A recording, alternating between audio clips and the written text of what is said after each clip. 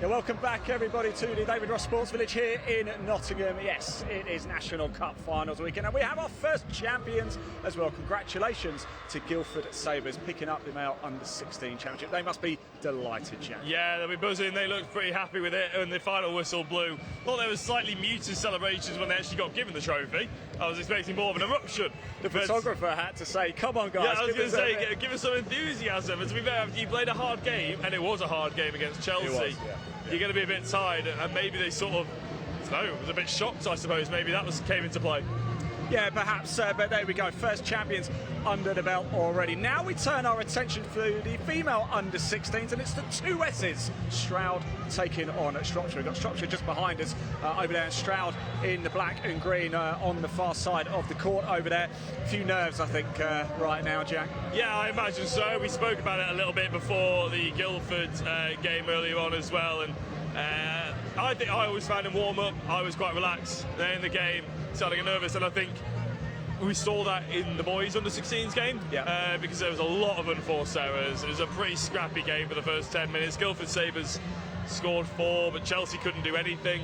And all of a sudden, you know, as soon as the game opened up and a bit of adrenaline started kicking in, and they sort of just were playing the game instead of the occasion. And when you're under-16s, the occasion is bigger than the game. Like, it's such an overarching, sort of overbearing presence on you. The fact that this is a final in a stadium with crowds, with live stream, with commentators and everything like that, it puts the pressure on. It's not every day they'll play in a stadium like this, and of course, actually more people in the stands now, I think, than a little bit earlier this morning, wasn't there? There is, yeah, and I think we just spoke to a few of the supporters of the boys team. They said they're going to stay and support and watch the rest of the games, because if you're going to come all the way from London or elsewhere, why wouldn't you? And you can support them, and a lot of the schools are turned up as well, which are playing during the game, which you can watch on the England Handball YouTube page. If you go onto this Court 1, there'll be 2 other streams, I believe it is, Court 2 and 3. Court 2 and 3, so if you do want to catch up with the schools competition, you can do. However, this is Court 1. This is where we're about to crown our champions for the female under-16. So I'll touch on that a little bit whilst you head over to conference. But before we do that, we've still got 6 minutes or so before this game gets underway, or at least before they bring the teams out. You're going to be joined by Bill Bailey again, aren't you, in the conference for this one? But Bill's going to join me at half-time as well, so you can have a little rest then. Thank God. Not yet, though. For those who've just tuned in and didn't watch the first game, just explain how this game is going to work, Jack.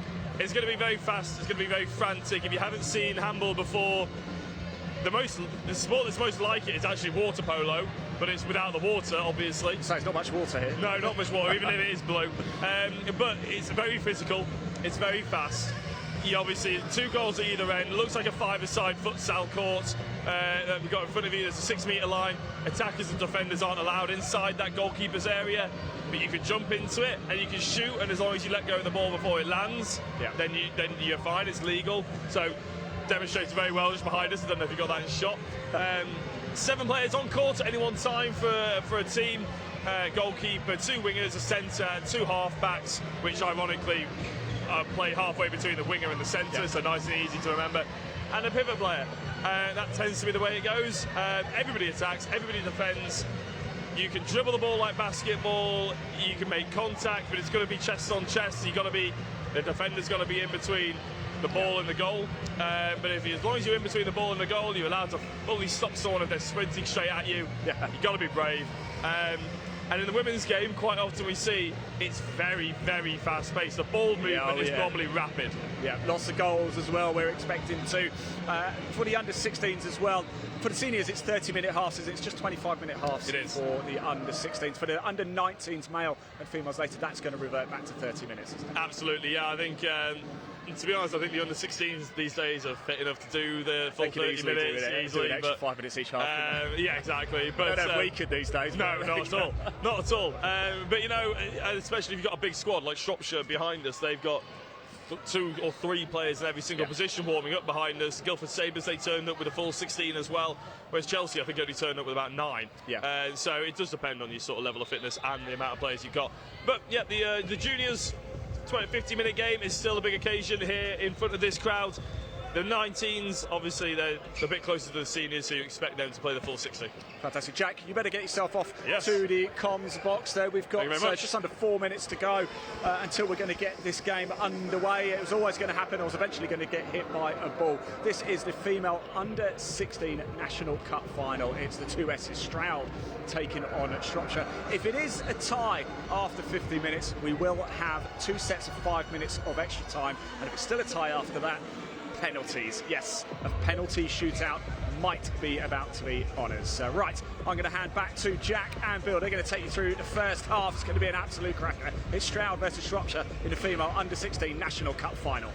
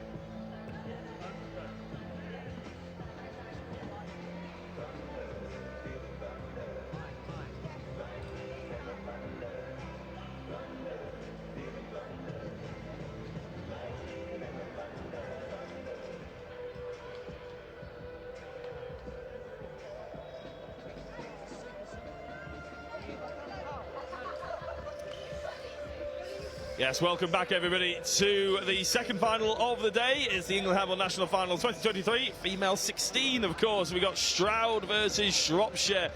Stroud, a team that I personally don't know very well. Shropshire, a team that I saw them play about 5 or 6 years ago, a lot in the Northwest Junior Handball League up in Chester, but obviously looks very different these days, even if the kit is quite similar. I'm joined by Bill Bailey alongside me, as he was in for the men's and males under 16s, and you will be hopefully for the under 19s as well a little later on. Bill, you know these teams a little bit better than the boys earlier on, though, don't you? You sort of work with the girls' youth setups quite closely. Yeah, no, I coach at Trafford under 16s, and we were involved in a three-way tie with both of these teams at the end of the season. We were all level on points. Trafford were top of the league on goal difference, but the league rules stated that it went to head-to-head, and unfortunately we lost both games to Stroud, and we lost one game to Shropshire and beat them in one, and the difference that put Trafford out was 2 goals. But I must admit that the best 2 teams are here, as far as I'm concerned. They both play a good brand of handball, and they've both got a really good tradition in developing good young female athletes. I did actually notice that, obviously, for my time when I used to see Shropshire quite a lot, their development and the growth of their technique in their individual players used to be incredible in comparison to some of the teams that I used to sort of run the league for almost. And yeah, that seems to have only bettered, and they've got players who carry on coaching even after they've finished playing as well in certain age groups. I mean, I'm guessing Charlie Watkin, who is on the bench for Shropshire, probably started in the under 16s, and it's nice to see, you know, people still carrying on, isn't it, really, and into those coaching capacities. Yeah, that's right. You know, Charlie was come through the youth age categories at under 19 years. Unfortunately, she didn't quite make it there, but she stuck with it. She's now in coaching and plays for Shropshire senior team. And then just earlier today, Alice Abbas, who's coaching the Stroud team, she won Coach of the Year for the EHA, and she's part of the current under 19 team that I'll take over to Kosovo in July for the Women's European Championships at under 19. So, yeah, they tend to be that way. And I've always felt that, you know, the girls' handball was 2 or 3 years behind the boys in its development since the London 2012 games. And you're now starting to see quality coming through at the under 16 level. I was going to say, because there's also in the women's senior level as well, because that's sort of, we had the men's senior, somewhere for them to go, obviously, these young players to aspire to. Recently, obviously, we've got a new appointment into the women's senior senior coaching as well. Is Mark Hawkins, am I correct in saying that? Yeah, Mark's taken over the team. I was involved last weekend, actually, with the senior women's team. I took them as an interim coach while the previous coach stepped down. And we took part in an event in Catalonia where we played 2 regional teams. So, yeah, but it's good. I'm really happy that it's back up and running, because these girls do need that carrot to go for, to realise that the senior women's team are back in the competitive arena again. Absolutely. But so the competitive arena, well, today is the David Ross Sports Centre, and it includes these 2 titans of the under-16s world. It's Shropshire versus Stroud, and as you can see, they start to form a queue, and a fantastic atmosphere behind them as well, Bill, with bangers, with pom-poms, with snare drums and everything else going on behind. It's quite a nice scene, isn't it? Yeah, they're always well supported, these 2 clubs. They're well established in junior handball, and there's always a healthy rivalry between both. Yeah, but hopefully well, you already said a healthy rivalry, hopefully one with a bit of bite at some point as well, because it's always quite nice to watch a game with competitive atmosphere as well, isn't it? Yeah. I mean, I'm looking forward to this one, and just looking at the lineups, you know, there's a few tall girls in there, but particularly the Shropshire team look quite, the stature is quite intimidating for under 16s, but it's so nice to see. It is indeed. So as the teams are about to be read out, I will also do that, and they're giving their customary waves to the crowd and the cameras. For Stroud, we have the number 1, Sophie Carlisle, number 3, Maya Honhold, number 16, Holly Mason, number 6, Charlotte Bradley, number 8, Ellie Hayden, number 9, Elizabeth Hill, number 11, Neve Towns, 12, Freya Donaghy even, number 17, Isabella Stenson, number 20, Amelia Waring, number 21, Esme Kelly, 24, Alice Stevenson, 26, Holly Hadrell, 28, Susanna Dennis, 33, Thea Gooch, number 42, Amy Jones, and on the bench for Stroud, the coaches, Alice Abbas and Matt Derber. For Shropshire, they've bought an equally big squad, not quite as equal. They've only bought 14 players. Can you imagine only travelling with 14 players? What a luxury. Number 2, Amelia Addison. Number 3, Mickey Finn. Number 16, Grace Coffey. Number 17, Harriet Ennifer. Number 20, Alexandra Budenow. Number 30, Ralika Levenow. Number 33, Olivia Lovegrove. Number 34, Amy Burton. Number 40, Eleanor Sheargold. 43, Francesca Paparelli. Number 44, Isabella McNaughton. Number 48, Iris Loveland. 55, Ying Yan Chan. Number 50, Eleanor Ashwell. And on the bench, the coaches, as she has been for all of Shropshire's long time running so far, Ilona Lovenow and Charlie Watkin.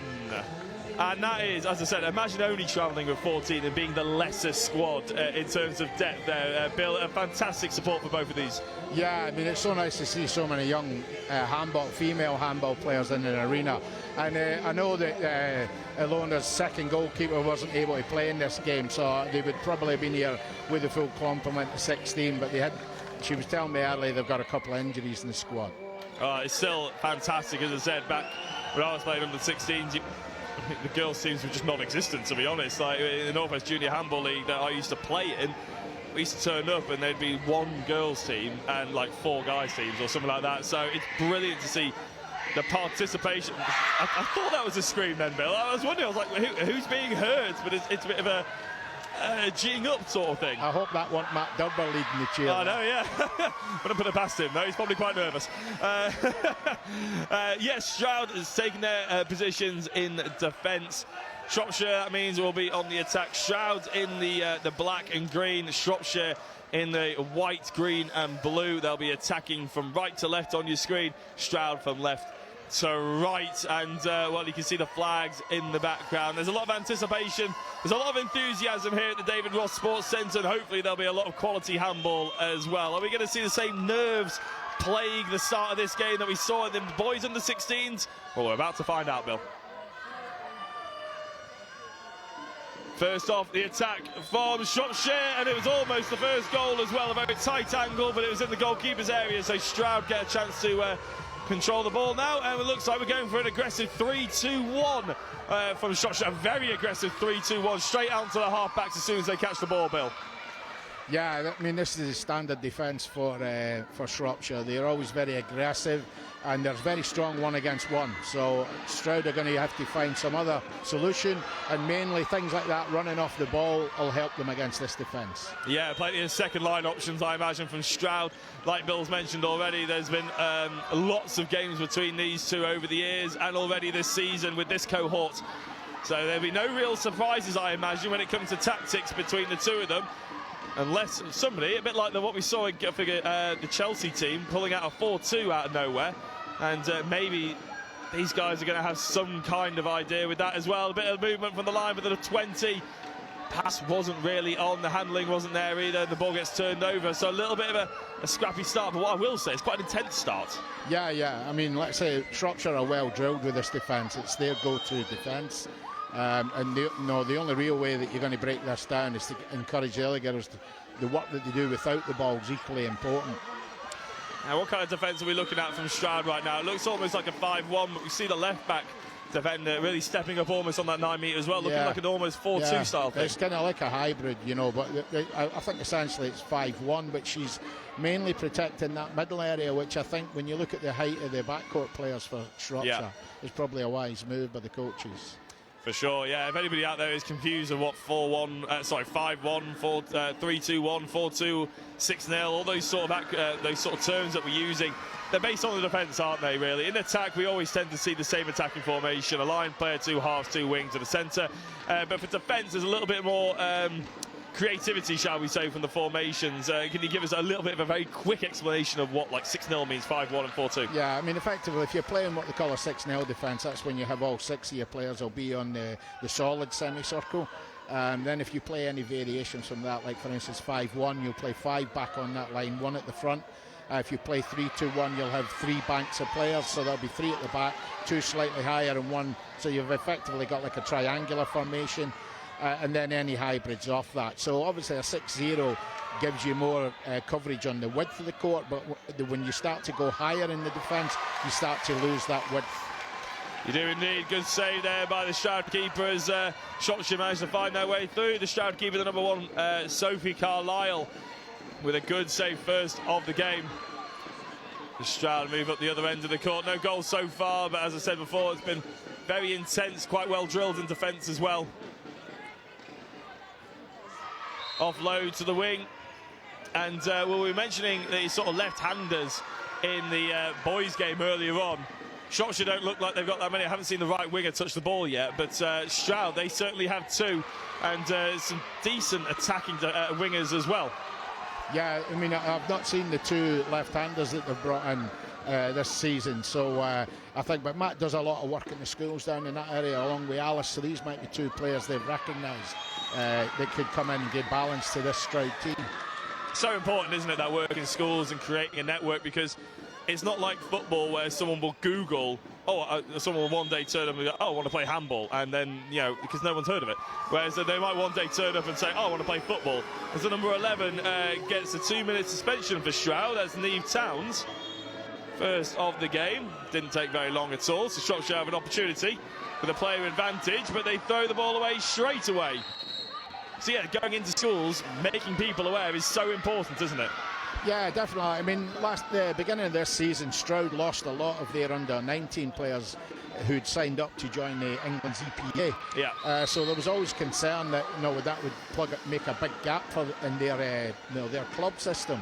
But they always just keep refilling it with the work they do in the schools, and you got to take your hats off to the work that Stroud do there in replacing these players, because they do supply a lot for the talent pathway. They do indeed, as both of these clubs do, obviously, as well, and lots of clubs that have a similar ilk. Trafford, one of them, obviously. Bill's not going to blow his own trumpet, but certainly a club that runs in a similar format to these guys, promoting youth over the senior, whereas other clubs may just start with the seniors and then all of a sudden have to adapt the other way, which never quite works as well for a development and longevity perspective necessarily, does it? No, it doesn't. And, you know, there's nothing wrong if a club decides it just wants to focus on senior, then, you know, that's a choice that they make. You know, obviously England Handball would like everybody to have a junior section as well, you know, but equally so a team like Guildford, they've already realised with the men's team going on their own next season that they will just be effectively a junior team. And there's nothing wrong with that. A feeder club, basically, yeah, isn't it? Exactly. Yeah, and it certainly was. Oh, has that ended up in the back of the net? No, I can't quite see because unfortunately the coach is stood right in front of me. We're not in any kind of elevator position here, so if there's a slightly delay on our celebrations, it'll be because we're watching the monitor, which is on a delay itself. But the Stroud team certainly are delayed. Is this the first goal of the game? Yes, it is, and it's on a quick transition, a fast break up the court, and it's scored by Freya Donaghy, the number 12 for Stroud. An instant reply was on the cards for Shropshire, but ended up being a weaker shot. So 1-0, 6 minutes in. It's taken a long time to get that first goal, really, hasn't it? Yeah. Hopefully it'll settle everybody's nerves. Yeah, we're trying to dribble up the court there. The number 25 for Shropshire playing on that point defence. Didn't get through at all, though. And I said 25. It is the number 25, isn't it? Oh, there's a bit of an injury here for 44. Isabel McNaughton, I should say. Yeah, she's a key player for them, so I think Lona will be hoping that it's not serious. Well, she's definitely keen to carry on. And I said 25, but there is no 25 on my team sheet, which is really useful. So it looks like it's Chan, who's number 55 on this, but I'm just going to change that to 25 and hope there's not another one. So referees calming things down. I think it's just to make sure that the game gets restarted in the correct way. You mentioned earlier on, Bill, in the boys' game that 2-minute suspensions, the coaches can get 2 minutes, yellow cards and everything like that, so they're going to have to keep a bit of a cool head as well. Yeah. I mean, fortunately, at the start of the game, it seems to have gone well. The referees have got control of the game. And, you know, most of the turnovers, there's nothing controversial, but that's not to say that won't change. Certainly, we know in the past with these two teams that it can get a bit feisty. I was going to say, both sets of benches, I think, are keen to get opinions across, aren't they? Is probably the polite way of saying it. As all benches are, to be fair. It's not just isolated to these two. It's pretty much teams up and down. You come to win at the end of the day, don't you, in these situations? It's a final. Emotions are high, adrenaline's running. You want to make sure that you give your team the best opportunity, and that includes maybe trying to persuade a referee or two. So Shropshire with a spin in the middle, Stroud with a strong defence. Good point play there as well, isn't it, on that 5-1 defence, not letting anybody through that centre. Yeah, and I think it's safe to say that both defences are on top at the moment. For sure, yeah. A few unforced errors. Nice little step there by the Shropshire number 30. Great goal by Relicu Lowendow. First goal for Shropshire, first goal for them. As McNaughton sprints up the court, great step! Not a great shot though, actually to be fair, it wasn't a bad shot. Good save, I would say, by Sophie Carlisle. But a great step in transition there, Bill, moving up the court quickly, good ball control, moving left to right. Yeah, they had that, but no, they play 3-2-1 so aggressively. They're already high up the court. So the counter-attack's always on for them. I think you'll see a lot of that from this team. Well, we were just singing the praises of McNaughton, I think that she's just got a 2-minute suspension there for, well, I'm going to guess, tackling the player from behind or from the side. I think, yeah, she was side on, I think. It's a little bit weak to me. But yeah, you can't grab when you're at the side of the player. Yeah. So, by the rule book, correct decision given, and Stroud have an opportunity here. Shropshire didn't really take the opportunity when Stroud went to play it down. Can Stroud do what Shropshire couldn't and take a lead in this game from this 2-minute suspension? Ashwell, number 50, comes on for Shropshire into the line. No left winger being played, so they're sticking with the backcourt players. And Chan tries to muscle their way through. Some good steps, but it's difficult. I'm not sure what number 50's come on to do. If you watch her, she's actually just holding the central defender for Stroud. She's not even actually looking at the ball. So I think maybe the instruction was to screen her, and I think she's just took that the wrong way. Well, they've got the penalty regardless, haven't they? So we'll analyse the tactics in a minute. As Lowenau takes it, scores it. Second of the game for Shropshire, second of the game for Ralliker. Yes, you've got to wonder, the substitution was made extremely quickly, wasn't it, as well? Yeah. It was go on there and do what you can, I suppose. Yeah. I don't really know what she would have done different to the person who was always on there, but here goes. There's all the space. There's the left-hander, but a good save. Comes straight back out. And the number 8 for Stroud converts, Ellie Hayden. Initially, a decent save by the 34 Shropshire, Amy Borton. But as it came out, Ellie Hayden was the first to react. Maybe slightly lucky that it bounced her way to start with. But overall, you've got to finish them when they present. You've got to finish the chances when they present themselves. Ashwell. Maybe not actually going to stay in that pivot position. That's why she's coming back. I think they might have recognised that, pulled her out of any trouble that was in there. Well, she's come out to the left-back position, maybe to balance up, because there was a definite lack of presence on the left-hand side, keeping that left-back but no left winger. Yeah. Stroud could easily just push across to defend it all. And in fact, McNaughton comes on already, so that 2-minute suspension went very quickly indeed. Ashwell comes back off as the Thames shot gets thrown at the goalkeeper. Stroud get the ball back. Yeah, I think Shropshire are suffering a little bit like Chelsea did. They don't have any recognised left-hander on that right wing. So it's difficult for that young girl to get any shots on target from that deep. It's very important, isn't it? It's the balance of the team in terms of your attacking threat. Where, sometimes we used to do it in university games as well. You just ignore the right winger. Just let them shoot, because it's so difficult to shoot from the right wing with a right hand that you sort of just back your goalkeeper. McNaughton through, but that looked a bit of a... I thought a pull on the shoulder there, but no, she got the shot away pretty clean. Right. No massive complaints, was there? No. Oh, Stroud get away with that one. But yeah, I mean, in university and stuff, when there wasn't a left-hander on the right wing, we used to just say, well, ignore the right winger then, because we're going to back our goalkeeper to save it. So we just push our left winger to defend with the right back. Yeah, and often, you'll find coaches, if they end up a player down, they're quite happy to leave the opposition's right winger open, because they know it's difficult for them. Yeah, and in handball, obviously, you may well have guessed, ladies and gentlemen, for the first 12 minutes of this game, that you don't necessarily tackle to get the ball back. You just tackle to stop them scoring, don't you? Almost like rugby league, how they end up tackling, but the attacking team actually keeps hold of the ball, and the play restarts. Passive play has been called. Stroud have to attack. They get 4 passes. They're still not really having much momentum or fluidity about this. Either team sort of stagnating in attack once they actually run out of ideas when they get up the court. Here is McNaughton. Great step. Another great spin as well. And she's going to get the penalty, but she gets the goal instead. McNaughton, you said that she was an important player earlier on. Well, she's definitely that for Shropshire, isn't she? You are bang on the money there.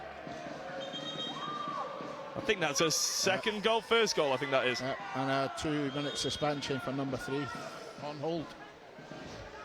Oh, so you're right, yeah. It's, on hold. Off the court as I was marking down McNaughton's goal.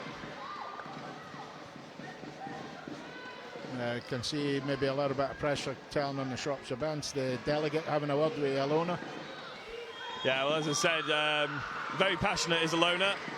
Make sure, as she wants her team to have the best opportunity at winning, and if she sees something that's slightly unfair, she will let everyone know about it, as most coaches do. It's not something that's it's not quiet, is it? So McNaughton again with a good step and spin, and a goal into the top corner. We're starting to see a pattern with her step as well, aren't we? She tends to do the same sort of thing, that fake left, roll right. They can't seem to handle her. No, I think it's fundamentally a problem in this age group. I've seen it all year, that the girls want to tackle the body, nobody cares about the ball. So in somebody like McNaughton's case, if she spins around you and you're just trying to hold her, she's very strong. Yeah. What you've got to do with McNaughton is put more pressure on the ball so that she can't get the shot off. Yeah, you can see she's very ball-centric as well, because she managed to snatch that out. Oh, there's a fast break on here. The pass is made. And the goal is scored. The number, turn around to me, there we go, number 11, Neve Towns with the goal. There was actually a very disappointed 28, I think, who threw the ball, Susanna Dennis, who seems to be the one struggling with McNaughton, but I think she's disappointed with the quality of the pass. But if the pass gets there, the goal's made, doesn't matter, Absolutely, does it? yeah. You can be disappointed if they don't score. Yes, exactly. Another spin there. It seems to be a bit of a running theme here. Chan this time. From the centre, they move it out to the left wing. The 43. I tell you what, it's very physical, very competitive, isn't it? Yeah. All these girls are absolutely desperate to win, and they'll chop and hack at anything to make sure that happens. Yeah, and I think a lot of it's down to technique. Most of the girls here unnecessarily bounce the ball, which slows things down for them, and a lot of them don't hold the ball up in a threatening shooting position, because that not only does it mean you're a threat, it protects the ball from the defensive player. So if you're holding it in front, then these girls are quite entitled to grab a hold of you, and that's kind of making it both attacks not get any real momentum. Yeah, as you said, it's good defence from both teams, but it's a forced pass there by 24. McNaughton starts to look for the transition. Stroud maybe a little bit slow in turning around. Everybody stood in front of us, which doesn't help. Chan gets through, but I think there was travel. Yeah, it was definitely travel in that. It's a problem with our commentary box not being slightly elevated, isn't it, really? Yeah. We do have quite a few people in our way. I feel like getting a referee to come over here and give him a 2 minutes so we can see the game. Yes, the photographer England Handball have hired. Yes, get him out of the court. But yeah, even the coaches obviously up on their feet, trying to give the biggest support. The banger's still going, the pom-pom's still waving for both Shropshire and Stroud in the crowd. Lovely to see so much atmosphere. And I think if anything, since the start of the game, it's actually got louder, would you believe it? And there's a timeout by Matt. First of the game, I believe that is, isn't it? Halfway through the first half. Yeah. So the score is a 4-3. Shropshire leading this one, obviously by just the one goal. I have to say, it hasn't been reigning attacking quality, put it that way, has it? It's definitely been, like you said in the early stages, defence on top. Yeah, I think so, and I think a lot of it's to do with poor technique with the attacking players. You're allowing the defender the opportunity to stop the play, to stop you. You move the ball a little bit quicker, being in it, hold the ball as an attacking threat means the defender has to do a lot more to try and get the ball off you. And both attacks are making it easy for the teams, for the defences to be on top. Is that the almost awareness off the ball before you start your run to go and attack the space rather than get the ball and then look for the space? Yeah, if you look at most of the girls when they take the ball are taking it static, and there's you can't really build the speed up and the 3 steps allowed. Yeah. That ultimately leads to you bouncing the ball too far from the goal, and then when you bounce it on the floor, you've got a chance you're going to lose it. I think we had the player of the match from the last game, who I'm just trying to remember the exact name, Scanlon. That was one of the things we were most impressive, wasn't it? Before he got the ball, he already knew where he wanted to run and what the defender would probably end up doing. And it's reading the game that takes time, it takes experience. Yeah, absolutely. He had that down to a T, and he knew, he was coming at speed. And it's always difficult for any defensive player to deal with a player running at speed. I don't know what's going on here because... No, because Stroud called the timeout, so they must keep the ball. There's a discussion going on between the referee and the table. I think the table are telling the referee to say that it must be Stroud's ball because they called the timeout, and you can only call a timeout when you have the ball. When it's your ball. So just an error there by the referees, but maybe they are having nerves as well. It's not just the players. Well, it's their first game of the weekend as well, isn't it? Of course. And we were saying about how many referees we've got here. This, to not only cover this court, but the 2 over there, schools competition, of course. There's an awful lot of handball that if you're just watching this particular court, you would miss out on, I suppose. Yeah, absolutely. It's nice to see pairs of referees. It's nice to see so many female referees as well. It bodes well for it. They just need the experience. Of course, they're going to make mistakes, but we all have to just kind of accept that. That's where they're going to learn the game. It will only be an asset to England handball in the future. Oh, for sure. It's a bit like the girls and the players here, the fact that you're going to make mistakes, referees are going to make mistakes as well. So one of these things you have to accept, but it is always a little bit harder to accept if you're on one of the teams, isn't it? I mean, let's face it. Absolutely. I feel like I'm contradicting myself. Years of watching Bill on the sideline, all of a sudden now he's become all PC about it. Anyway, we'll focus on the game in hand, the one we've actually got in front of us. And as the girls were trying to move up the court, they get a little bit of a lucky bounce. McNaughton moves out to the left wing. I thought the 43 was able to get the shot away there, but no, not quite. Trying to get through the centre, number 2, I believe that is. Good strong defence by Stroud. Amelia Addison trying to get through the middle of the court there, but Stroud, the defensive unit between the two halfbacks, the point and the centre defender, really, really strong, hasn't it? Yeah. But again, I think I go back to, if you watch there in that last sequence, every single Shropshire player that received the ball, took the ball, bounced it, and then they were able to get closed down. They'd lost all their speed. Yeah, but they have got a penalty. Levenau with the shot and the miss. So Stroud get away with that one. But they did get the penalty for moving it over to that right-hand side. So although they didn't maybe get the strongest shot, they get a penalty. Yeah. I mean, and she's quite a strong girl. So if she gets the ball anywhere near the 6-metre line, she's really difficult to stop.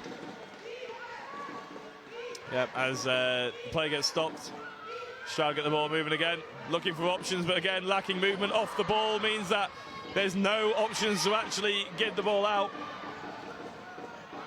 And a unforced error, I should say, actually.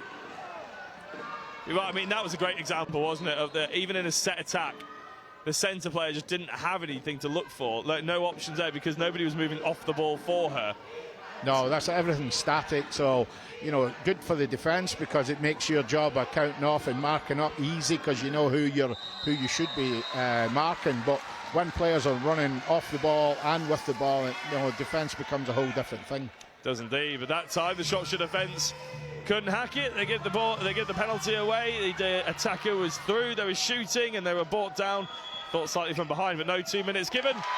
And the goal is scored by the number 3 for Stroud, Maya Honhold. 2 minutes suspension earlier in the game, and she'll be much happier with a goal to her name, that's for sure. Time out, I think, now for Shropshire.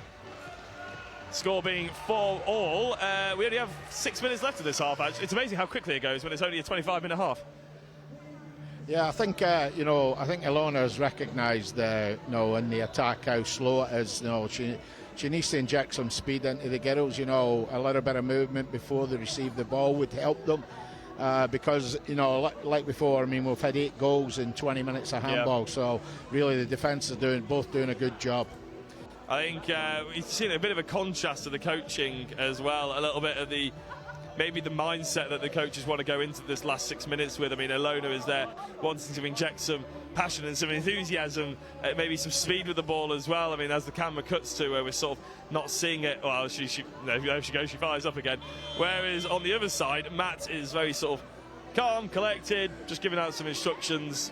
Is that just a different style of coaching, or is that trying to get a message across that Ilona wants some more fire, more speed, Matt wants to slow it down? Yeah, and I think it's different. Matt's a very different philosophy from Ilona, in general with her coaching. But Matt's got the team back in the game, so there needs to be a calmness there. They're doing things right. Maybe Ilona's trying to inject a little bit more pace into the game because I feel that's what Shropshire need.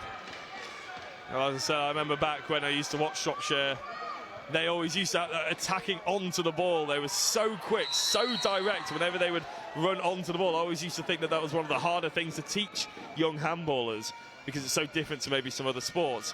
But that's always a sort of a backbone of what Shropshire used to do, and maybe she just thinks that's lacking slightly. Yeah, I mean, that's a good pass there. And a good goal. Good finish, 43. Yeah, I must admit, I was surprised that Shropshire's under-19s didn't make the final because they play some really good handball this season. But, I'm sure Loughborough and Stroud have booked their place for the right reasons. But, Ilona always does a good job. At under-16, they're strong and they're competent enough. But by the time she gets them to under-19, they're a completely different proposition. Yeah, it's scary how quick some of the teams can develop young players these days. Good, you said that as soon as she gets the ball on 6 meters, Bill, she can turn, she's hard to stop. And it's a good goal by Relica Lowenau, third of the game. Stroud try and get the chance to bring it back quickly. But Shropshire find themselves with a 2-goal advantage after that timeout, and whatever Alona said has clearly worked. As a little bit of speed onto the ball finally from Stroud, but good defence there by Chan. That 5-1 or 3-2-1, whatever you want to call it, it's very aggressive on Stroud's left back, isn't it? Yeah, as you know, I mean, for me personally, I think the referees are letting Holden go too many times. You know, it's really stifling the game. You know, any player who's got no speed is literally being wrapped up by a defensive player. And consequently, I agree, that's a 2-minute suspension there. But the referees really need to get a hold of this, because it's not allowing the girls to play their game. So Chan with a 2-minute suspension. They have a 2-goal lead. Stroud needs to do what they haven't been able to do and actually take advantage of those suspension periods. Compared to the boys' game earlier, whereas I think we only had 1 2-minute suspension. 3 in one half we're up to now, I believe. 1 for McNaughton, 1 for Chan, and then on Stroud's it's 1 for Towns so far. So, yeah, plenty of... Yeah, I think Stroud have had 2, haven't they? They have had 2. I've only marked 1 down, but I think it was number 3, wasn't it? Honhold, yes, because you pointed out and I didn't see it. That's why I didn't mark it down. So, yeah, 4 in total. That's quite a lot, really, isn't it, for a youth level game of handball?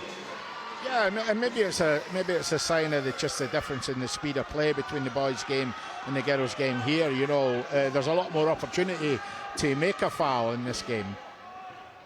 I don't know about you, but I found when we were covering the Premier League, Bill, the speed of the ball in the women's game is so much faster than what we see potentially in the men's, where maybe they sort of use their physicality in their bodies a little bit more, set plays a little bit more than the women's, where the ball speed is more sort of affluent. Would you agree with that a little bit, or is that just something that we've sort of noticed in the games we've covered? No, I think, you know, and I've noticed it myself in watching Premier League games that you've broadcast, that, you know, I think technically the women, you know, in terms of passing, for instance, you know, is a much better standard. Yeah. You know, I think with the men's game at the moment, it's all become you have a shot, I'll have a shot. Yeah, you know, whereas the women, they have to open it up a little bit more, so they're more involved with, you know, passing and getting the speed in the pass. Yeah, completely agree with that. And we know Ian, great step, good hands, good dribbling as well. Overall, pretty damn good goal from the number 42 for Stroud.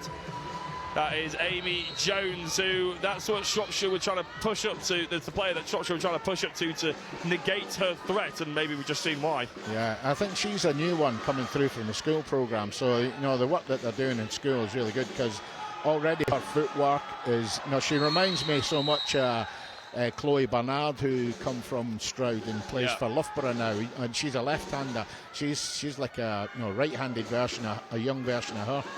I was going to say when we covered Loughborough a couple of times, and in fact I think Stroud last season in the final for the under-19s or something, or whoever it was, I think I must have said Bernard's name about 50 times because she's so prevalent. And I wonder how long it took Matt to decide that she was going to be a handball player as soon as he saw her in high school being that height as well. Yeah, I mean, Chloe will go to both the under-19 European Championships and the under-17 this year. Yeah. And, you know, I mean, sticking my neck out here, I mean, she's a real future star for women's handball in Britain. And she could go as far as she wants to go, in my opinion.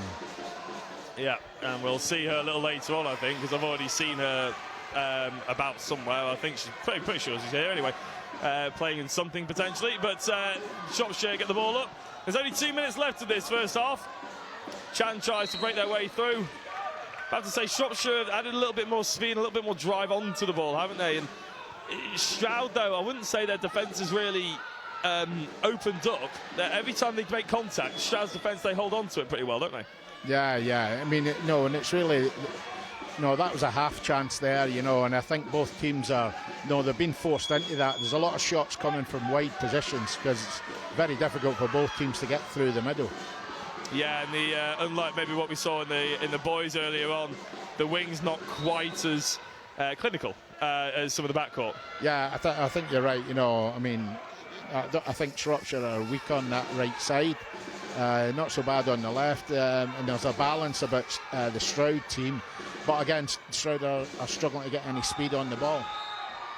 Yeah, and we've only got, well, we have a minute left.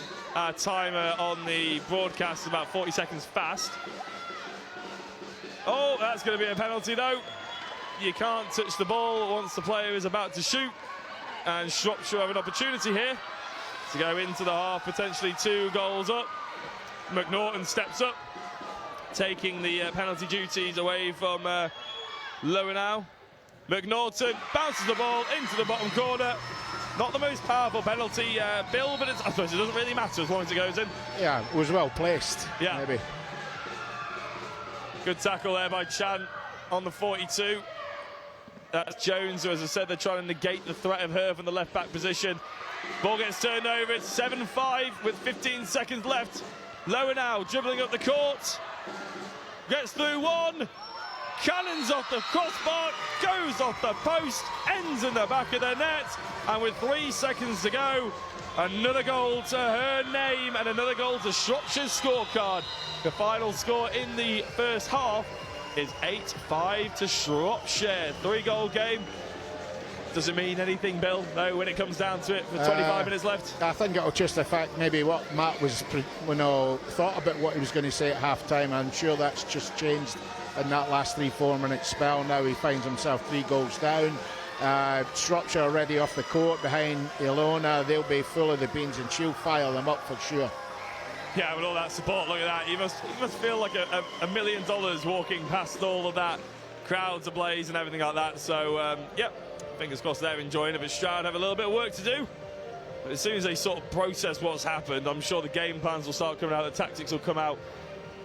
The adrenaline maybe will drop slightly and they can get their focus back, because that's the important thing, isn't it? Yeah, it is. I mean, now they've had 25 minutes, sampling the atmosphere. A lot of these girls will never have played on a court with no other markings on it.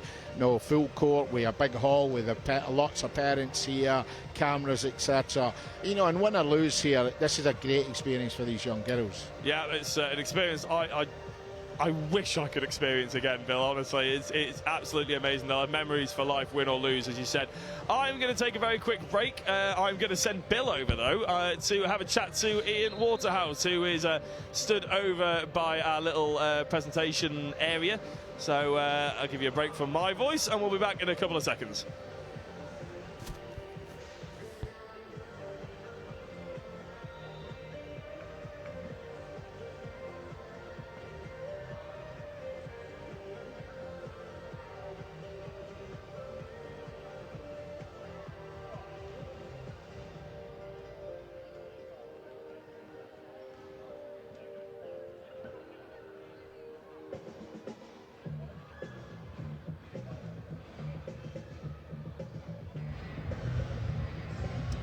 Well, it's advantage Shropshire here at the break, but only just. Now, it might have taken a bit of time for the goals to come, Bill, but it didn't take long for the tackles to come in, did it? No, I think certainly for the first part of that first half, it was both defences were really on top. And I was saying in the commentary that I feel some of the technique with the girls is allowing the defence to get a foothold in the game, because they have to dribble it a lot. Nobody's really taking it in full movement, so they can stop the game a lot. But no, Ilona called a time out there, and and they got their nose in front going into the half-time break. So I think that's changed both team talks. Yeah, it has actually, wasn't it? Because it was a 1-goal game for a long period, wasn't it? And suddenly, almost from nowhere, Shropshire have gone into a 3-goal lead. Just a note on Stroud, actually, 5 goals scored, 5 different players. Whereas for Shropshire, it's really been the Leo Venu show and the McNaughton show, hasn't it? Yeah. I said to Jack at the beginning that McNaughton, when she had a little bit of a shoulder concern in the game early on, could be a big loss to them, because she's played well this season, and Shropshire and Stroud have been battling along with Trafford to get to this point, and she's been a key player for Shropshire. And Lowenow, because she's such a strong athlete, she gets anywhere near that 6-metre line, she's really difficult to stop. Now, Shropshire, if I believe right, made the final last year, lost to West London Eagles, so looks like they've got a bit of extra fire in their bellies today. I think so. Ilona's passionate. We all know that. We can see it from her coaching. She's a winner. You know, but I think with Stroud, you know, they have a large team there, and there's a few new faces I don't recognise from during the season, but they do a lot of work with the schools. But when you start throwing them into your final, comes a lot of mistakes as well, you know. So what's Matt Durber, the Stroud coach, saying to his team right now at this break? I think he needs to get a little bit more speed on the ball, you know. No, I've found to my cost in the past against Shropshire. If you hold the ball in front, or you move it slowly, or you have to bounce it right away, the Shropshire players will be all over you, you know. Personally, I think the referees have got to get a hold of the people grabbing hold of players, you know. It's not allowing these girls to express themselves, but in the same respect, they can express themselves just with a little bit more speed before they receive the ball and being more of a threat. They're too static, and that makes it easy for Shropshire to defend. I imagine for Ilona then, the Shropshire coach, is more of the same, really, just to keep that lead, really. Yeah, I think I'm surprised because they normally play with more speed, Shropshire, so maybe we'll see that in the second half. Fantastic. Bill, thank you so much for joining me here at half-time. I'll let you get back to the box with Jack whilst I close this bit out. So thank you so much. Thank you. What a great job this man is doing, by the way, with Jack on the front. Thank you so much. Let me just pop that down there. So, yeah, second half action coming up. We've still got 4 minutes or so to go. What have you made of the game so far? It's been an absolute cracker, hasn't it? Very, very physical indeed. Of course, Shropshire beating finalists last year at the under-16 female stage. So they will be very eager to get their hands on the trophy. Don't forget, if it is a tie after 50 minutes, we'll go to extra time. 2 sets of 5 minutes. If it's still a tie after that, we go straight to penalties. So here we go. I'm going to hand back to Jack and Bill to take you through the second half here. It's Stroud v Shropshire in the female under-16 National Cup final here at the David Ross Sports Village in Nottingham.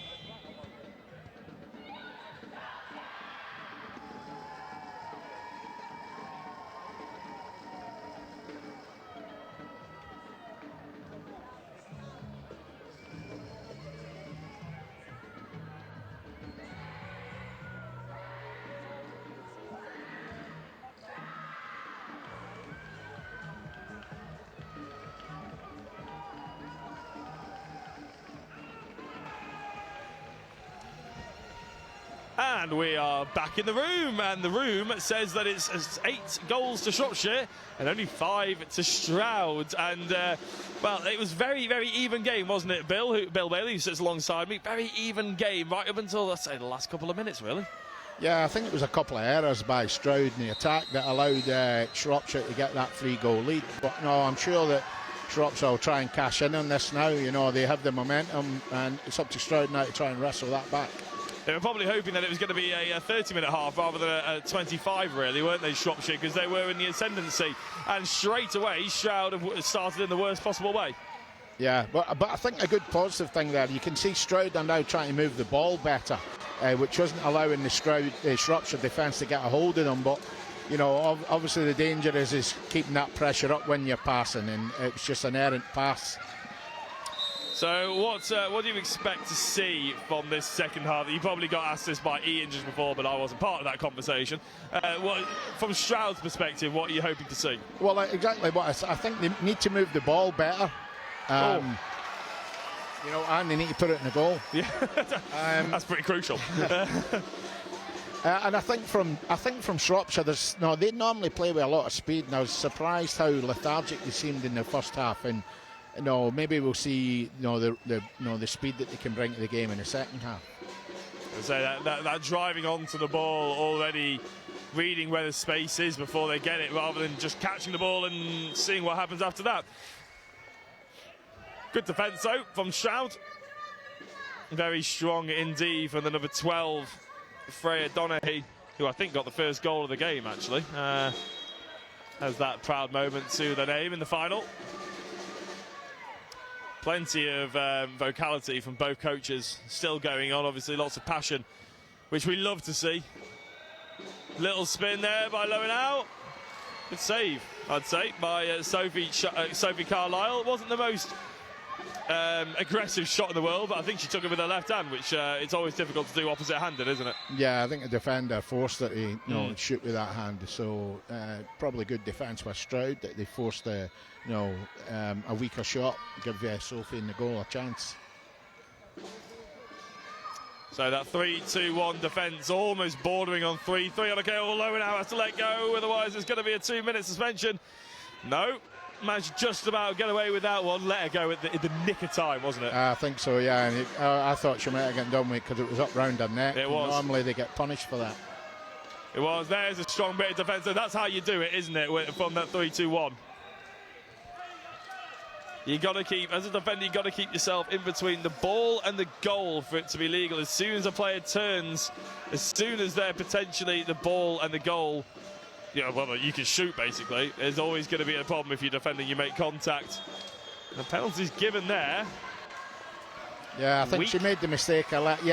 She made the mistake of letting her receive the ball. You know, she's been good in that central defence against the pivot because she's been blocking the ball into her, but that time she allowed her to take possession and consequently gave away the penalty. The penalty is taken by Waring, and it's saved. Oh, it tipped onto the crossbar, one would argue, by the Shropshire goalkeeper, which is the number 34, Amy Borton. A second important save, and any time you save a penalty as a goalkeeper, you can pretty much be very proud of it. Oh, Lowenau not getting a shot and not getting a foul either. Plenty of space on the left. If they can move the ball, it's Stroud try and go inside instead, try with the step. Better defence by Lowenau there.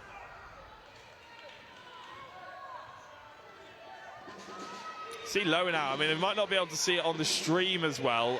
Don't know how good the definition is, but Lowenau looking a little bit tired, I would say there, Bill, and we're only a couple of minutes into the second half. Yeah, I think you're right there.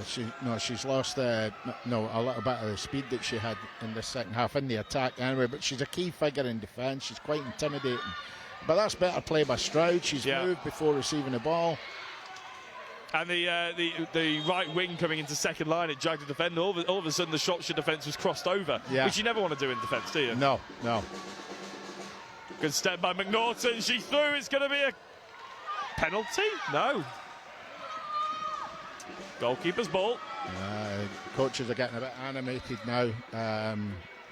I do think understand that one, to be fair. Being animated about that one. Yeah, and I do think it's a consequence. There's too much holding going on, so the referees are now they're giving fouls when it's like, away from the goal, but when they're crucial, then the coaches start to get a bit irritated, Yeah, Chan fights for the ball back though.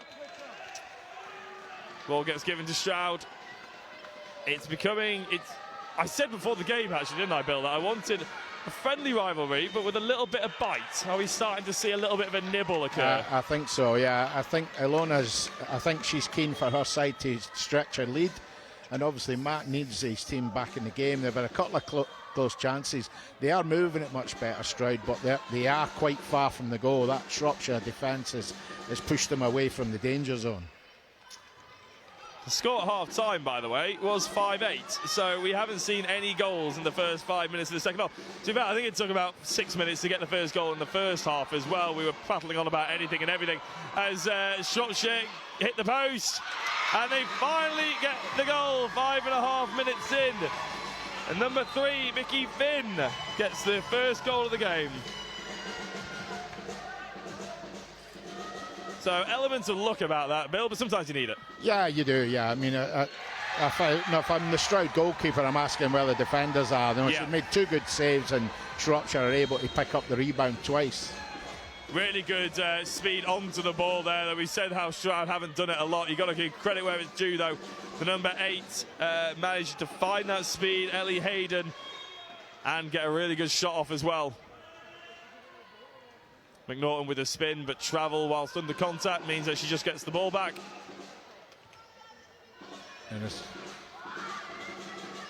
Chan trying to find, almost using that screen from the line player, but going the wrong way almost, wasn't it? It's not working with the screen, it's working against it in a weird way. But I mean, the danger is not the way that Stroud are playing their 5-1. Shropshire are closer to the goal now. They're more of a threat to do exactly that. Yeah. McNaughton seeing the space and doing what Scanlon did in the first game and actually attacking the space before they even get the ball. And a penalty being given there, no surprise by anyone. A 2-minute suspension. Again, no surprise. Dangerous bit of play there from the 48. A 2-minute suspension for Iris Loveland. That is, I believe, the 6th of the game. Nick Lamont, I was having a chat to him. He's the delegate on the table for today, and well, for this game particularly. He said it was a 5 suspension game in the first half, which means I think I must have missed one. So, number 3 for Stroud, Maya Honhold, who is actually one of those players already had a suspension, steps up to take the penalty, and it's another save by the Shropshire goalkeeper. Big saves being out the bag here by Amy Borton as Shropshire go at the other end. Can they try and take advantage? They are a player down, but they still move the ball quickly, and they'd be wise to slow it down now. Bill, what's the play here when you're a player down? Well, I think, they've just got to be careful with the ball, but with young players, they don't always recognise that they're a player down or a player up, and nothing changes really in their game. Yes, it's always one of the most frustrating things as Stroud do get a goal. One of the more frustrating parts of... No, there's a timeout by Shropshire now. Oh, there we go. I can finish my sentence without having to make a note. That was the number 20, Amelia Welling there as well. Yeah, when you're a player down, a player up, the space is nearly always on the wings, isn't it? And it's the most frustrating thing in the world when you're a coach and you can see it and the players don't react to it. Yeah, and I think with junior handball, particular with this age group, the space will always be in the wing, but normally the technique from the wingers is not quite there. If you can develop that as a junior coach, there is a lot of opportunities to score goals. But I think there's a nervousness of giving it to the wingers, particularly for in Shropshire's case, their right side. It's quite weak. They've got no left-hander there. So they tend to still look for 1-against-1 situations, but I don't think they realise that they can play 2v1, 2 against 2. But early days for them, when they're discovering that. I know from personal experience that young players don't know. Even the game stops, they see the player go off, the referees signal it, everybody in the stadium knows. They don't necessarily recognise it as players. No, it's amazing, isn't it? But that sort of awareness, and sometimes on occasions like this, they could go in a normal game and they'd be fully aware of it, but on an occasion like this, so much going on, so much stimulus, isn't there? Yeah. So Shropshire gets back underway. 2 goals in the lead, 9-7 against Stroud, but Shropshire with a 2-minute suspension. Stroud, I'm sure, will be very keen to get the ball back. Shropshire playing without a line player. That's where they're missing at the moment. So they try and keep the court as wide as possible, keeping those wings right tucked into the corner. Maybe try and find a space through the middle, like Bill was saying before. Go for those one versus one situation. They actually find the space out in the right wing. Stroud allowing the right winger to give it a go, and they go up the court. Move the ball from left to right. So much space. Can they move it to the wing? Bill, that is a perfect example of what we were just talking about, isn't it? Exactly, yeah. And the fact that she used her bounce there, man, everything slowed down. Defender was able to catch her. As if they're listening to better. us. Yeah, yeah. But you're right, all of a sudden, I think whatever Matt on the sideline has told them, intensity is back, isn't it, in that Stroud team, which I'm sure is probably something you've seen so much over the course of the season, being the Trafford coach. Yeah, and I mean, it's so important that, that the girls learn from this already. Number 8, the right back, she's recognising she's coming in at speed and she's causing problems for them. Yeah, Ellie Hayden running at, as I said in the first half, in the first couple of minutes actually, that Shropshire, they have the left-handers. Yeah. So even if the left-handers as players are slightly weaker than their right-handers on the left-hand side, say, it doesn't matter because it just brings a better balance to the play. Yeah, I mean, Stroud have always had a good... they've produced lots of good left-handers, I mean, Holly Luke's currently in the senior GB women's team. Chloe Bernard, we just talked about. And even their coach, Alice Abbas, is a left-hander. Yeah. So play a good heritage there, I'd say. And a good amount of people to fall back on and get those sort of teachings from as the younger people come in. They've got that experience to look at and admire and try and copy what they do. Yeah, exactly. So move the ball out to the right wing, and this time the right-hander scores for Shropshire. She's had a couple of bites at the cherry. That's her second goal. Her first from the actual right wing, though. The other one, I think, was as a second line player coming in. And they turn the ball over. They look to try and extend. They look to try and stretch Stroud. A few too many bounces. Space on the right wing, but McNaughton doesn't need it. The number 44 scores her 4th goal of the game. And she certainly is a driving force. It is now a 4-goal game. 11 to Shropshire, 7 to Stroud. And Ilona's got her wish, hasn't she? She's extended that lead. Yeah, I think you'll see Shropshire crank the speed up. McNaughton was away way before she scored that goal. She could have had the ball earlier, but she persevered and got a reward. The offence so aggressive on that side as well. Cheers from the bench. They can feel the momentum is with them. The crowd is on their side as well. They've got the snare drum.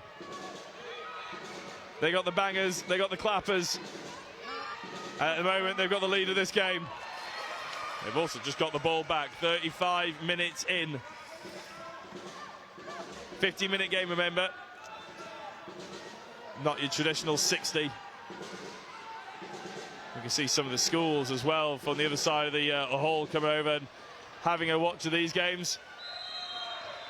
Will we see any of these girls in the under-19s? Do they play in the under-19s as well, obviously for their respective clubs? I think there's a few here that are in Matt's under-17 squad. Okay. Yeah, we'll see more of the under-19s in the women's final.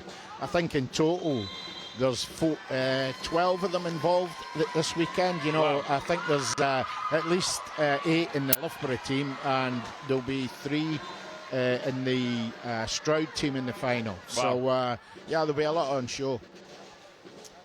So they get the penalty. Shropshire. McNaughton steps up and puts it wide. Couldn't extend the lead. Stroud looked to break up. The number 8, who Bill mentioned earlier, getting a little bit more momentum in the game. Good step by the 42, but travel is given.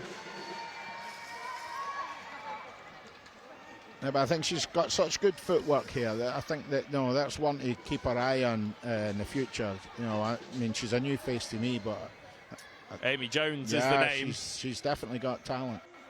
She was picked up in a high school or something like that. As I said, Matt Derber probably walked into that PE lesson and thought, "Oh, okay, we've got something on our hands here." Because she's clearly, as you said, got good footwork, probably has played other sports in the past. That's what, quite often in handball, we sort of take advantage of the fact that we have sporty people who maybe just haven't excelled in one particular sport. Okay, come over, you have all the attributes to be a great handballer. Yeah, and Matt's S&C background gives him an advantage over other coaches that go into school, because he's able to see these athletes and the attributes needed to play handball successfully. And he's clearly got a bit of a knack at it anyway, regardless. Good strength there by the defence from Shropshire. I do wish we could see more of it, to be honest, because we just can't quite. Oh, there's the footwork that we were talking about, but not quite the finish. Amy Jones stepping at the defender, leaving her for dead, but couldn't get the shot away. Chan spins her defender. Aggressive defence there by the Stroud number 24, Alice Stevenson, playing on that point. Bit of a thankless task at times. You will come out probably the most tired of anybody on the court, but sometimes underappreciated how much work you get put in. Great ball over by Chan out to the left wing. Just a bit the footwork not quite on point there for the wink is all. No. Here goes Jones again, gets through, and another save by a very competent Shropshire goalkeeper, Amy Borton. Saved a couple of penalties already, and is that a name that you know well? Yeah, she's played reasonably well in the under-16 league. You know, I think Amy and the goalkeeper at my own club, they've probably been the top two goalkeepers at that level. Well, she's certainly putting it on show here today. As I said, 3 very important saves, and we haven't had a goal for a while, but sometimes the keepers play an important part in keeping you in games and helping you extend, of course.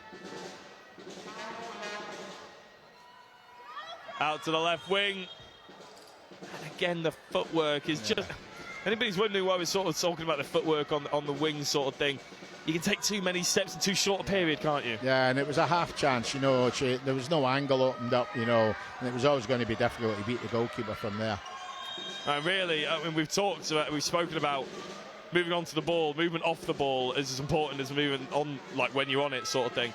But in the wing, that's quite important because you operate in such a small amount of space, don't you? Where you sort of, if the ball's going to come to you, you need to start your momentum really early to get that jump and get that momentum into the centre of the court. Yeah, and they're vital players, with the new rules now. If the winger gets the ball in the wing and starts their approach, they're almost untouchable now. Oh, great interception by the Stroud 42.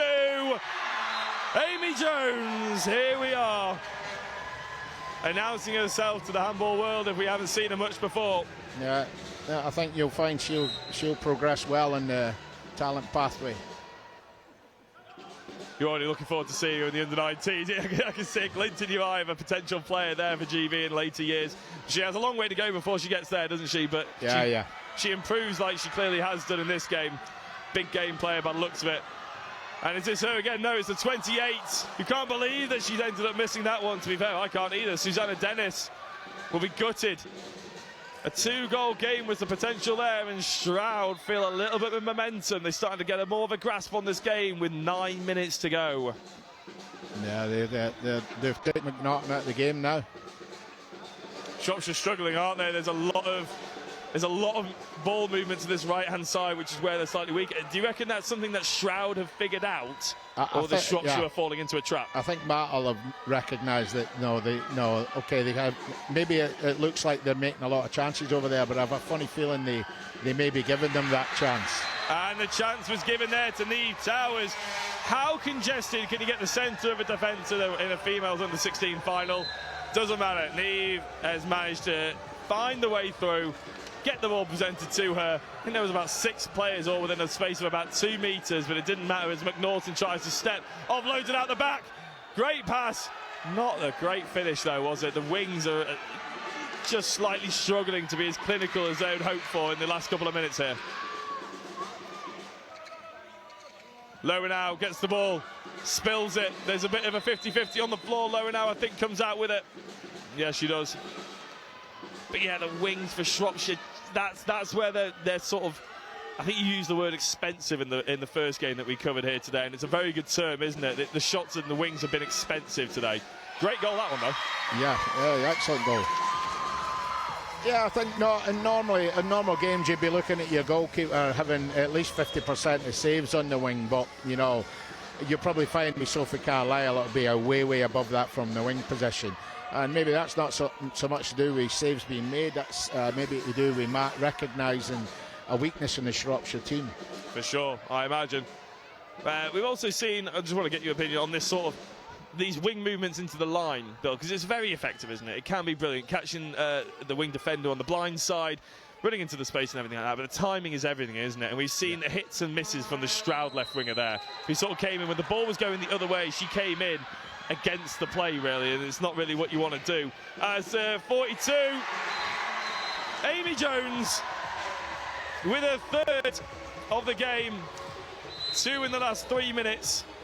2-goal game, Shropshire 12, Stroud 10. But yeah, coming off that wing, it has to be timed right. It has to be with the momentum of the play, and so your players can actually see you do it. Yeah, you know, and we talked earlier, I think we talked in the boys' game about the difficulty of being a pivot player. Yeah. And, you know, when you make that run in from the wing position, you have to have the attributes that the pivot players have got, because everything you do is going to be under pressure. But with good timing, you can find yourself in a really good chance. Not just also for you, with good timing, you can, you can make somebody run with you, and you open a chance for someone else. Massive cheer in the stands as 33 Thea Gooch gets her first goal of the game. It's now a 12-11 game. McNaughton going through. Is there a penalty? That will be a penalty. I can see Alona with the timeout card in her hand, ready to throw it down. Yeah, I think she needs to sort out how she can get McNaughton into the game, because she's the one that's causing Stroud all the problems. Well, she's about to take the penalty, so she's going to be a pivotal figure here.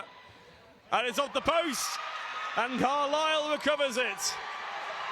And as Stroud throw the ball away, well, no, it didn't go out. Yes, it did go out. I can only imagine that timeout card is starting to feel a little bit heavier in Alona's hands. She's going to throw it down at some point. McNaughton trying to find the space. Will run all the way across the court to try and find it, but it's just met with a wall of Stroud defenders as they transition the ball up the court now. It's a little bit scrappy. Well, there's a little bit of space here on the left wing. Good step back inside. Tries to offload it to Jones. Lots of contact. And I'm thinking accidental claw to the face there as well. So competitive, isn't it? I mean, this is the thing. It looks overly aggressive. You saw this in football, you think they were going to have a scrap sort of thing, but then as soon as the whistle goes, everybody's like, oh, you okay, that's fine, sort of thing. Yeah, nothing intentional there, it's just accidental. But I think Stroud have certainly upped the tempo here, and you know, and you can see, if you look on the Shropshire face, a little bit of anxiety creeping in there. For sure, and you feed off the support as well, which is something you don't normally get in a league game, isn't it, I'm guessing, because you don't normally have this amount of support. Yeah, and there's a few more people in since the game started. You know, obviously people are arriving for the next game. Oh, that's going to be a 2-minute suspension on the cards here. I think so, yeah. Ilona knows it. The crowd knows it. Lowenau knows it now as well. 2-minute suspension. Yeah, she's a key defender for them. With 5 to go, 1-goal game, Bill. If you're the coach, how much is that sort of playing on your mind right now? Is the heart rate just rocketed up? Yeah, I think I see Matt's also got a timeout card ready, so I think that he recognises if they can score here, you know, they're back in the game, and then, you know, it's a matter of how he can keep the momentum. I'm amazed that he hasn't played it straight away, to be honest, to get the game plan in for the maximum 2 minutes, hasn't he? He's trying to see if the girls will figure it out themselves. But a save there by Shropshire. That's one attack wasted. And they can't really afford to waste any, because Shropshire are just going to dribble up the court. But of course, passive play means you can't just time waste in this sport. Exactly, no, and that's an obvious way of doing it. You know, if they just slowly dribble up, referees are aware of it. They'll already be thinking about, you know, looking for a passive play opportunity. And again, they force it over to that right wing again. Yeah, exactly. They're leaving her wide open, aren't they? As Carlisle makes another save. Jones moves to the left wing. So much space into the line. Here goes the 11. That's going to be a penalty. Neve Towns. She was through the gap. And to be honest, lucky that they didn't make more of that, because that could have been another suspension on their hands. Absolutely. Towns with the fake, with the shot. Shropshire's goalkeeper with a save. Amy Burton. 4 to her name, 2 penalty saves. And a timeout now. And the timeout is called for Shropshire. Somehow it's still 12-11. I'm not sure how we've gone through the last minute and a half or something without a goal there, to be honest, Bill. I mean, just there, when I'm not a big fan of, you know, if you're the person that gets fouled for a 7 metre, you're better giving that 7-metre opportunity to somebody else, because you're full of emotion. You've just been fouled, you know. Better let somebody else take it. They can be calmer and can get you in the game, you know. It was a poor penalty in the end, and sometimes that comes down to the fact that, you know, you were the player that, you know, had the opportunity. And no, that's just my opinion. What is your ethos with penalty taking? Because I know some clubs, they just have a penalty taker and they take all. So if they have 10, they could miss 7 and it'll still be them as a penalty taker. What's your ethos? I think, one of your jobs as a coach is to find out, you know, normally you find your wingers are your better penalty takers because they have such an action on their wrist, you know. They're normally quite powerful. They're used to putting it in from tight spaces, so penalty shooting is not a big problem for them. They should be the most clinical players on court, really, shouldn't they? Yeah, and I think at under 16 level it's really difficult, because that's still for some of these girls, they don't have the power from 7 metres quite yet to beat the goalkeeper. So if you've got a goalkeeper that's reasonably mobile, they'll always have a chance of getting something on it. Well, a lot of the time it's the strength to hold the ball. That's it. That's the only restriction, isn't it? It's not the technique. It's not that they don't know where to put it. Sometimes it is the strength to hold the ball, where tack comes into play. But we're not using tack here today, are we? So I don't really know why that is. I don't know if we'll be seeing it later on. I don't think it's allowed in the under 16 league, but you can play in the under 19. Okay, so we might see a little bit more speed in the movement and flicks and tricks as Stroud go at the other end. This could draw the game. Doesn't draw the game for the time being, though. And I can see Alona starting to sweat from here, can't you? It's quite incredible, really. Yeah, and I don't think Matt will be entirely comfortable. No, he will not be. 3 minutes to go. Stroud have had a plethora of chances. They've had penalties, they've had fast breaks, they've had a 2-minute power play, and they haven't taken advantage of any of it. They still are not winning this game. They're still losing this game, actually. Shropshire look like, there we go. They've run the clock down. Lower now is back on the court, number 30. Well, will she pick up? She goes straight back into the line player, isn't she? As the line player, I should say, actually. McNaughton goes to the centre. Chan with a great spin! Oh, I tell you, was that a save there? No, she missed the goal. Just missed. Yeah, it was good skill, you know, and it's got to be applauded, you know. The footwork, very impressive. Fantastic. Finish was lacking, but then the occasion could get out there. I thought there might be a foul. McNaughton goes up, she's on the wrong side for her, but she looks back. Good interception. Stroud look at the other end. Great! No, I should have known better than that. Should have known better with the amount of chances we missed so far in this game. Nerves are playing a part here. That was Susanna Dennis with a golden opportunity. McNaughton, she was breaking up, but she just didn't look before passing it. She probably heard a shout, but didn't look. Yeah, I think it was good defence by Stroud. They recognised McNaughton's danger, and they put a lot of attention on there, forced her to make the pass. I think the Shropshire bench, like all of us, could see a pass being thrown away there, but they keep the ball. Oh, Stroud looked to scrap over it. Minute and a half to go. 12-11. Remember, if this does get drawn, if it's 12 all or 13 all, it goes to 5 minutes, 10 minutes of added time, or extra time, I should say, 2 5-minute periods. Then if they're still drawing, into a penalties. Well, no passive play. I think they've got 3 passes. Yeah. Oh, there we go, just about got away with it. Chan moves it out to the right wing. It's a bit of a weak pass. They go to the spin. The shot was weak from the right. There's a chance here. Stroud throw it away. Bill, I can't take this. I don't know how Matt's still standing. No. Absolute drama here. Now they're chasing the ball. Oh, Shropshire. I mean, referees, I'm surprised if they don't just call pass and play right now. They're bouncing it in your own half. I mean, yeah. They've gone player to player. Now this will be interesting, because I know a lot of the background of these Stroud players is netball. So potentially that is what they're used to, isn't it? Yeah, exactly. And they do get the ball. They've turned it over again. With 30 seconds left. Quite a long time in handball, 30 seconds. But not when you got this kind of atmosphere and these kind of levels of drama. I don't think the whistle's even gone yet. 15 seconds left. Stroud have to move the ball. Shropshire have one hand on the trophy. They move it out to the left wing. Back to the centre. They're wasting time. 3 seconds. Good Shropshire defence. And the buzzer blows. Shropshire shouldn't celebrate just yet because the free throw has been given. The free throw's been given. Stroud have an opportunity in handball. If the buzzer goes and the foul's given, the free throw is given, then you are allowed to take that free throw. There's a bit of confusion here. McNaughton's been given 2 minutes at the end there, and I'm not sure the referee knows what's happening here, the delegate. Well, they're trying to stop the Shropshire team from flooding onto the court. I think he's trying to calm the players down. I think the player calmed him down. Yeah. Probably very true, actually. Yeah, they ran over, didn't they? But there's going to be a shot. Interestingly, they're choosing Ellie Hayden, the left-hander, to step up and take this from the left-back position. I know we've been singing the praises of Amy Jones. She's the tallest right-hander they've got. You want a tall player. Look at the size of that wall on the left-hand side. You know, there's a gap. Oh, yeah, true. Oh, Shropshire have the trophy. You made a good point. That left-hander could have got that over the wall. But Shropshire have the trophy. They've won the final here. Stroud had a great opportunity. Emotions run high from both camps.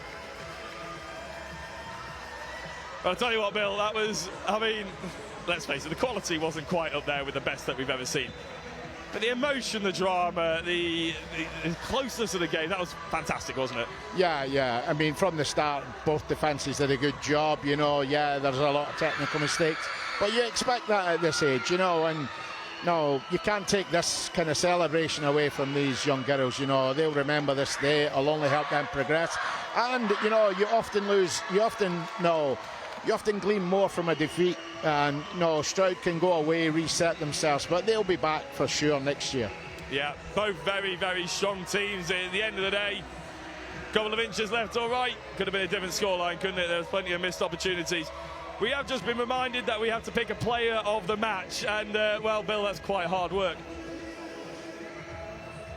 Yeah, I think, you just said it in my ear, and I would agree with you. I think McNaughton from Shropshire was definitely a standout. We mentioned her name so many times that I think it's only fair. Just having a look at Stroud, some honourable mentions, because you've got to give a shout out to them, obviously, for a fantastic game. Amy Jones, at a period of the game where Stroud needed to get back into it, she was a bit of a driving force for that. Ellie Hayden, who took the shot at the end, came off and had a few tears that she'd missed in front of us, unfortunately, but as you said, she's going to learn from that, I'm sure. She had a great game, started driving onto the ball a lot better exactly when Stroud needed it. Yeah, and somebody has to remind her she had the bravery to step up and take it. Oh, yeah. You know? Yeah, as you said, a very high-pressure game.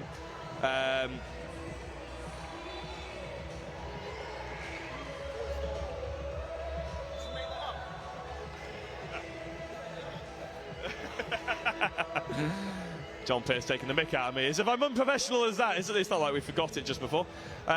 Picking the player of the match. There will be prize givings and interviews coming up for you as well. But Bill, one last word on that final for you. There's a lot of talent out there, isn't there? There's a lot of scope for really great handball development in both teams. Yeah, absolutely. I mean, the future of the girls' game, I think, is really, really thriving at the moment. You know, I said at the start that I felt that women's handball was that 3-4 year period behind the boys, and we all know that the boys' national team are doing really well at the moment. And, you know, and I can see that, you know, once these players push up, the age group teams, they're already very strong. The under-19 group that will go to Kosovo in July is probably the strongest group I've ever worked with. And all of them will feed into the senior national programme. Pretty big plays considering the amount of GB teams you've actually worked with. Actually, are you that excited about it all? Yeah. Absolutely. I mean, you know, we're taking 16 players there, and of the 16, 12 of them are actually in full-time training. You know, wow. So we have eight that are at the EPA at Loughborough, and then we have players who play in Europe, 2 in Denmark, 1 in Switzerland, 1 in Spain. Fantastic. So it's probably the most experienced under-19 team we've took over. And believe it or not, we've been to Serbia this year and Portugal this year, and we're unbeaten. We won both tournaments. So no, we need to hear more about this, don't we? That's the thing. Like we've been covering the Premier Handball League all season, and I wouldn't know, I'll be honest, about that sort of success. But it's great to hear from you, Bill. We are going to be giving the awards out now as the 2 referees get their commemorative. I'm not sure what they get, a medal or just a picture or something like that. I'm not entirely sure what the referees get actually, but maybe just a swift pat on the back. And then we'll be giving out the silver medals, the player of the match, And of course then the trophy and the gold medals to Shropshire. A massive day and a big crowd to celebrate and commiserate for both of these clubs. Announced by John Pearce. Medals to be given out by Mike Bain, CEO of England Handball, of course. And in fact, I can see some tears from the Shropshire team as well. Happy tears, of course, I'm sure. And the player of the match read out, McNaughton, Isabel McNaughton. I think I might have said during the broadcast Amy McNaughton a couple of times. My apologies, I don't know why it would have been Amy. But Isabel McNaughton, player of the match with an eruption from the Shropshire girls.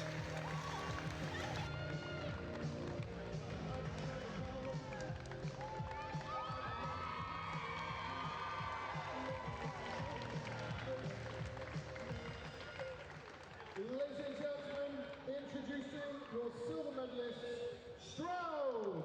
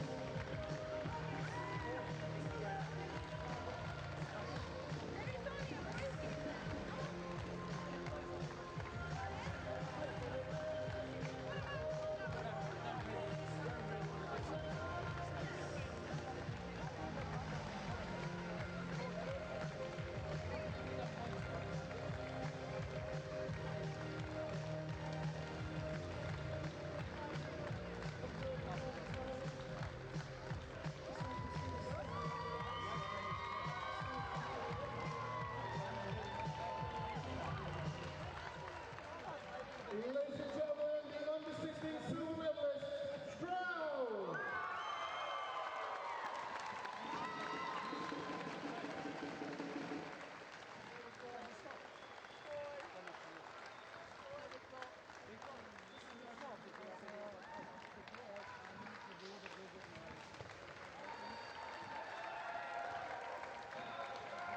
And finally, the under-16 girls national champions 2022-2023, Shropshire Handball.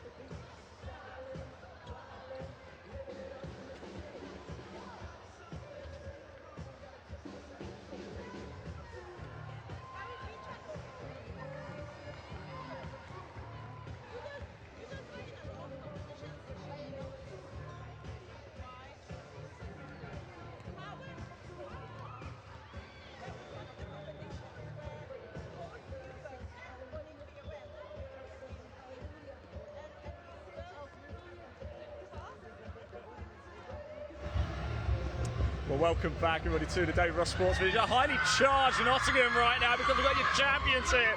Here they come, your female under-16 National Cup champions, Shropshire. Lona, how does that sound? Oh my God, I'm loving it. Listen, 5 finals every year in a final. Like, I'm loving it. It's always been my aim to be in final with at least one team, and yeah, the dream keeps coming true. I am loving it. I'm ecstatic for the girls. Yeah. It got a bit nervy near the end, though, didn't it? What did you say to your girls at half-time? I don't think I said anything. I just lost it, and I was like, I don't know what to do. But you just keep that belief, and sometimes you just sit there and the situation unfolds, so you really you don't know how to fix it, you know. But you do have trust in them. They know their expectations are always high, and I know what they're capable of. Stroud gave us a tough challenge today. Fair play to them, yes. It did look at one point, you were kind of getting a little bit ahead of steam there, and I think you had a 3-goal lead at one point, but again, they just kept pegging you back, didn't they, Stroud? What made the difference for you girls, though, to get it over the line? They really, they kept fighting, but I think, every time we called the timeout, it was always the same. Do you want to win it? And we were talking about, we know you're tired, but we know you can do better than this, because guess what? Both teams are tired, and you need to be crawling out of this court after 15 minutes of the game. I'm not accepting anything else, and it was fantastic. They kept us in suspense for the whole game, yeah. You've got to be the most energetic person I think I've ever met. We've got Isabel McNaughton here as well. Of course, player of the match, Isabel. First of all, how's the shoulder? Because it looked like you were in a bit of pain early on. Yeah, I don't know. It's all right. It's fine. How does it feel being National Cup champion? Very, very happy. I did think we were going to lose at the end, so yeah, I'm just very happy. I mean, you were absolutely on fire out there. Just give us a word about your player of the match today, because she played exceptionally. Yeah, Isabel, that's the reason why she trains with under-19 girls as well. Exceptional. Great Britain under-17 as well. And yeah, today she kept it together, because I could see, the shoulder was not there. But I said, look, I don't have anybody else to change. You need to stay on. Can you do it? And persevered in defense. Oh my God, played her heart out in attack, went for those penalties, and yeah, it all paid off, yeah. What did you actually win, Isabel? What have you got? Is that the match ball? And you got a T-shirt as well, look at that. Oh, lovely stuff. Repeat, eat, sleep, handball, repeat, eat. National Cup Finals, Nottingham 2023.